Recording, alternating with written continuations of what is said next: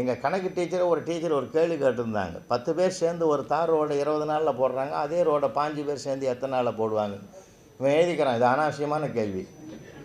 ஏற்கனவே 10 பேர் போட்ட ரோடை மறுபடியும் எதுக்கு 15 பேர் போடணும்? இது அரசாங்கத்திற்கு வீண் செலவுன்னு எழுதலாம். என்ன நியாயமாக தானே இருக்குது?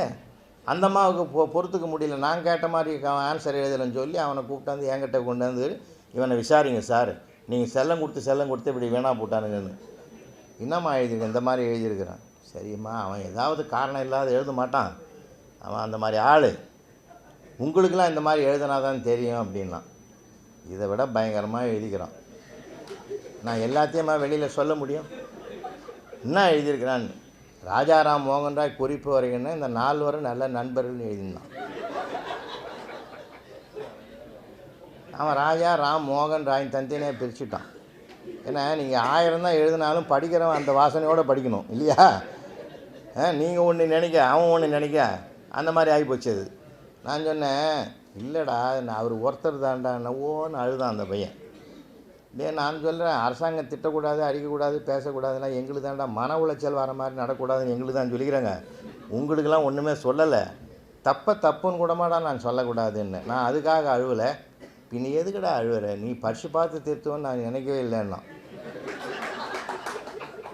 நான் அதுலேருந்து கேள்வியே கேட்கறது இல்லை அவனை. அதே பையன்தான் அந்த அம்மாவுக்கு எழுதிக்கிறான். ஏன்னா அவன் ஒரு வில்லங்கமானவங்க. 5 புலன்கள் அடங்கினால் என்ன வரும்னா ஆம்புலன்ஸ் வரும்னு எழுதிக்கிறான் அவன். நீ அவனை போய் என்ன பண்ணுவீங்க? அவன் அதுவும் உண்மைதானுங்களே. அவன் காலத்தில் என்ன பார்க்குறான்னு அதானே சார் எழுதுவான். இப்போ போய் நிலவில் கால் வச்சுட்டு நிலவில் பதிவு பண்ணி எல்லாம் கீழே இறங்கி வந்த பிற்பாடு அந்த நிலவில் ஒரு ஆலமரம் இருக்குது, ஒரு பாட்டி வடை சுட்டு, அதில் அந்த கதையெல்லாம் கேட்பானா? அவன் கதையெல்லாம் கேட்பானா சார்? அவன் சிந்தனை வளர்ந்துருக்குது சார். குஷேலருக்கு 27 பிள்ளைங்க, குடும்பம் வறுமைன்னா ஒத்துக்க மாட்டான் அவன். விடுங்க சார் அந்த கதையை எவ்வளோ நாளைக்கு சொல்லுங்கன்றான். என்னடா அதான்டா புராணத்தில் இருக்கட்டும் சார். வருஷத்துக்கு ஒரு பிள்ளைன்னா கூட முதல் பையனுக்கு 27 வயசு ஆகுதுல்ல. 27 பிள்ளைங்கன்னா வருஷத்துக்கு 1ன்னு கணக்கு வச்சா கூட முதல் பையனுக்கு 27 ஆகுது. அவனை வேலைக்கு அனுப்பியிருந்தா ஏன் குடும்பம் வறுமையில் இருக்குதுன்னு கேட்குறான். நான் எங்கள் வாத்தியார் என்ன சொல்லி கொடுத்தாரோ அதை ஆமான்னு கேட்டு வந்தேன்.